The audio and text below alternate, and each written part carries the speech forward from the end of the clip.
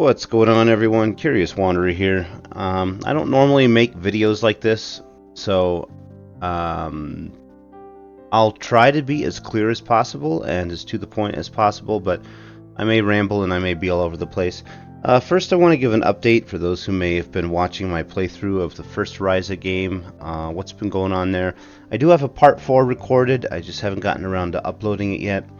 Right after part 4, I got really wrapped up in Sophie 2 and then Ryza 3 after it, and so if I was gaming, those are the games I wanted to be playing.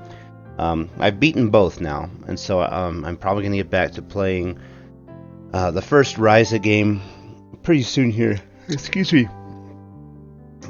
So alchemy. I want to try and give a tutorial that answers questions that I had in the beginning that no tutorial seemed to answer for me, and because of that, I found the game very difficult at first. So the alchemy system is pretty overwhelming. This is actually simplified from previous Atelier games, and it's still kind of gives you whiplash just because of how seeming complex it is to a newcomer. It really did me over in the beginning. So first of all, let's start with this this list here. This is the list of all the recipes you have available to you. Now, it doesn't really tell you what these things do, unfortunately. For example, Genesis hammer, what's that? Is that a tool? Is that an item to attack? Or what? So if you press the table of contents button at the bottom, you can see the table of contents button is the select button. It'll bring up a list of items that are related. Genesis hammer, and then ingredients to make the Genesis hammer, for example. So you go to Genesis hammer, and you can see up top it says category. What is this thing? It is a magic tool, which means it's something that you can use in combat. And then it has a description there. You can use that in combat to attack your enemies. Excuse me. Kind of tired today. So for each recipe, you can press the select button and it will tell you under the category what these things do. Lunar lamp, I haven't made that yet. So yeah, that's something that's really handy if you ever get a new item and you want to know what it does. Press the select button. That'll bring up a nice little list. Energetica. Provides various enhancements to whoever hears it. And again, category, magic tool. This is something you would use during combat. Alright. So, putting that aside, if you look to the right, you will see a list of items. Staltium, ethereal stone, lumber, and mystery. Now, this is something that also really threw me for a loop at first. Let me try an item that I have things for. Thorny Embrace requires Kumine poison, tough vine, poison, and flower. So basically what that means is it requires very specifically Kumine poison and tough vine. And then it requires anything that falls under the poison category and anything that falls under the flower category. Basically, all your recipes are going to require, one or two very specific things, and then the rest of the things it requires are going to be any number of different items that fall under specific categories. So by way of demonstration here, you can see right here for traits, flour, and I have all of these different ingredients that fall under the category flour. And you can see they have various different elements. This one is lightning. These are lightning right here, these yellow flowers. Up top we have some blue flowers, bubble grass that are frost and wind, or ice and wind. Then these that are fire. So basically you can pick any flower ingredient that has the required element, which in this case is wind. Now, something else that really threw me off is early on I thought I had to fill out all of these loops to complete the recipe, and that is not in fact true. If I put in some Kumine poison here, you can see there's a number 3 next to this one, and then if you look at the loop, you'll see there's 3 circles. So I put in Kumine poison and it fills in 1, 2, 3 circles, or 3 little dots there. And you can see the effect 1 right there is Constrict Spirit. So in order to get that Constrict Spirit effect, all 4 of those frost markers have to be filled in. So I throw in another Kumine poison, and now I have the Constrict Spirit effect. Now again, you can press the Table of Contents button to see what Constrict Spirit does. Inflict Thorn and reduce speed. And then there's a nice little list of effects here for reference. Now that's one effect. If you look up at the top, it says Start Synthesis. I can press the Start button to start synthesis, pick any traits I want to transfer, but I don't have to do that.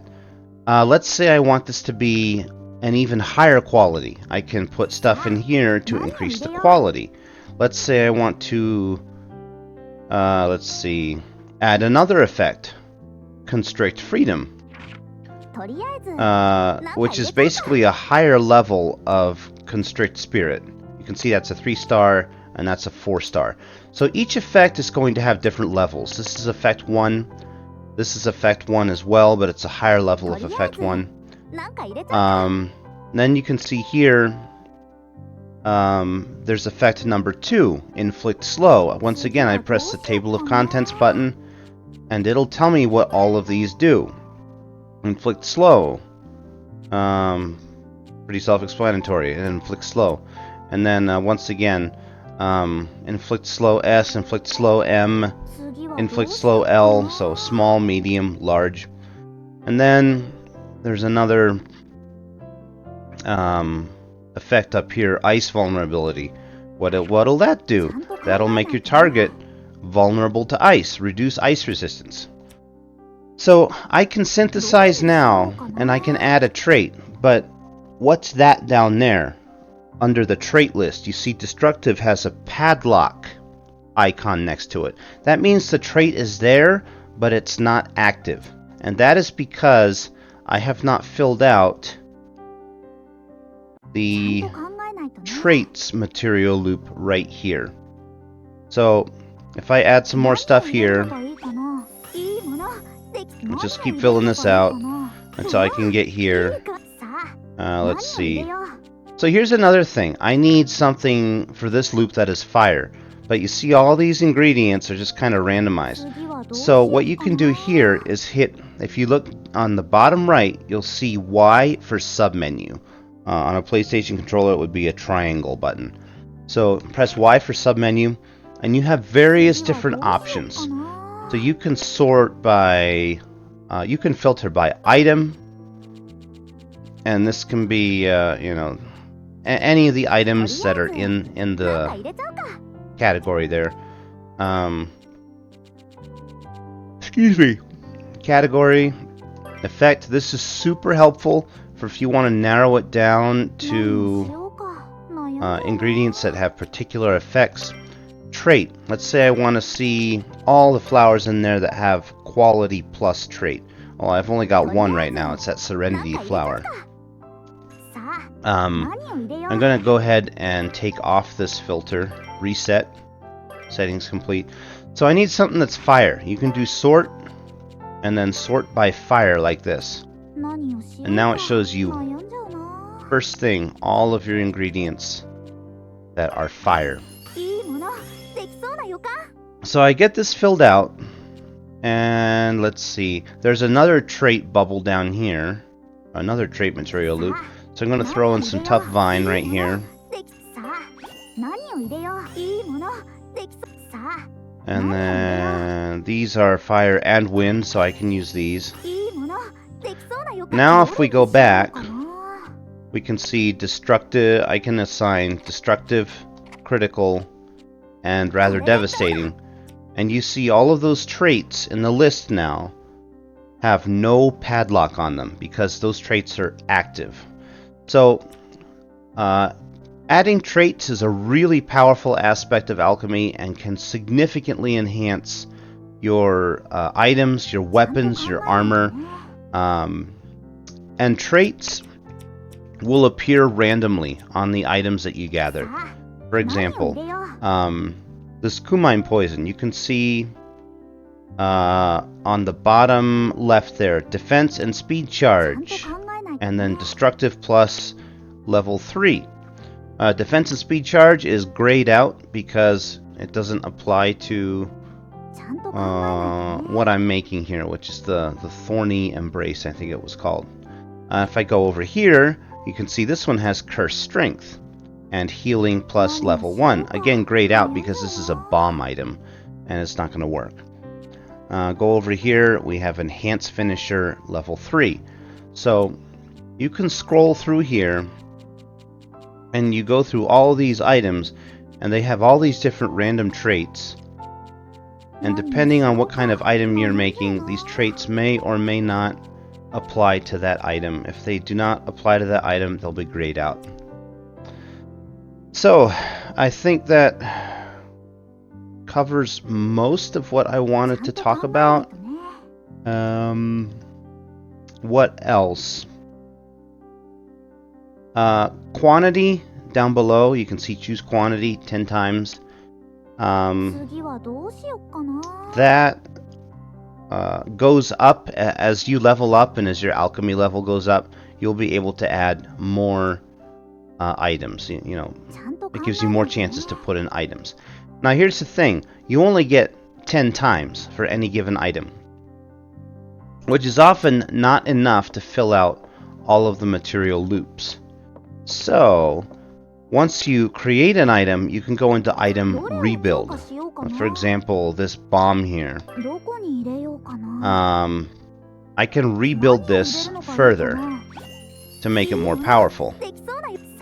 And provided I have, you know, enough ingredients and enough gems, I could theoretically fill out all the loops in this bomb, making it more powerful. I'm out of red supplements. On the bottom left, you'll see the amount of gems, 32,539. And on the bottom right, it'll say consumed. That's how many gems I'm currently using to rebuild this item. So, up top on the right, you'll see character numbers. For bombs, I think it's the dexterity trait. If a bomb has a higher level than a given character's dexterity, they will not be able to use it. So that's something to keep an eye on.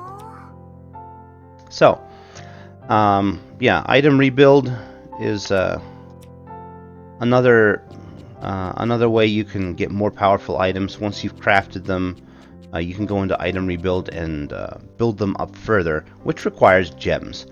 How do you get gems? You get gems by breaking down items like this, and each item gives you gems. Some give you vastly more gems than others, and you can sort by obtained gem like this. You can see this redstone here will give me 13,266 gems.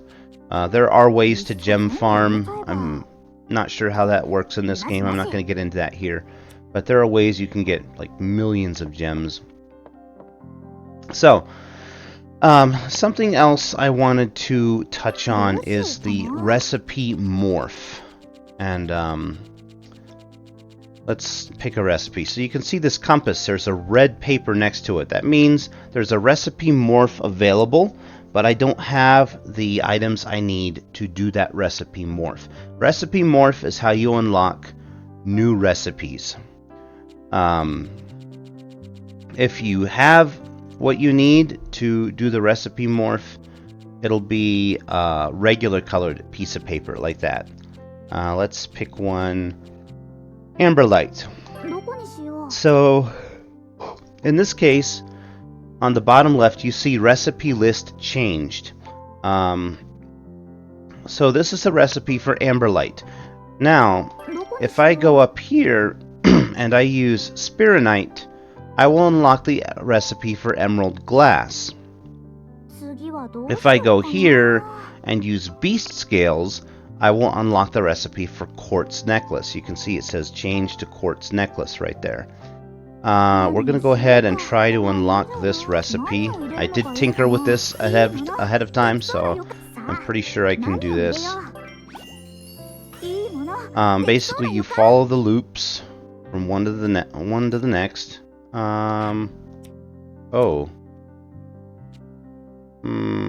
Amber fragment. I don't have any amber fragments. Okay, let's try something different. Maybe this one. Amber crystal.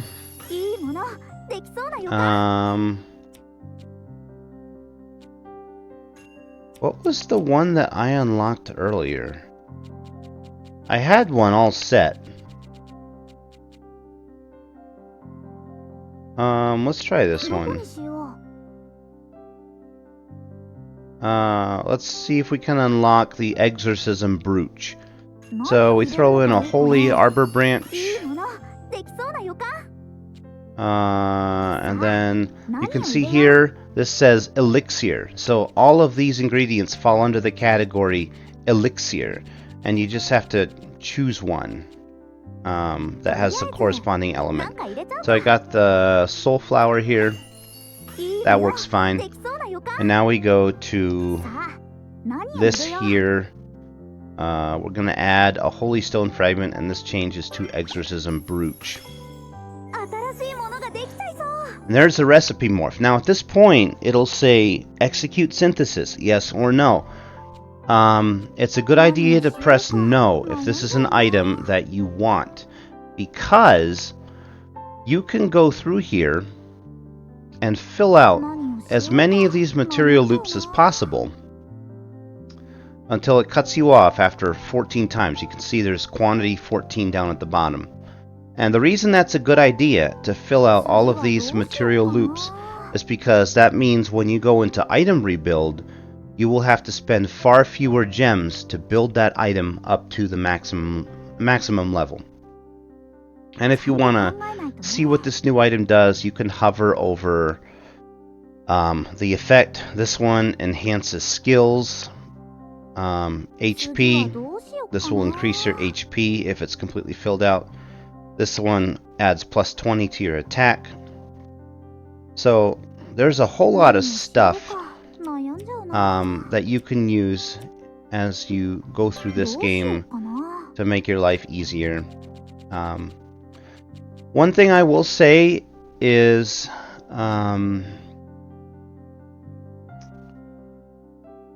gather like mad. And I say that because I did not gather at every opportunity when I played this game earlier. And that has often led to frustration because I'll find myself unable to make a recipe. Like, I got no lightning ore. What's with that? It's good when you find a new ingredient, gather a ton of that ingredient. Just gather away. It's not like you're wanting for space. The container here has, I mean, this is basically a new game plus right here, and I've still got 2,722 empty slots down at the bottom left. You want to be filling your container with various items in large quantities so that you always have enough materials to craft your recipes. So that's about it. I think I went over all the things I wanted to go over. If you have any questions, let me know down below. I will try to answer them. Thanks for watching.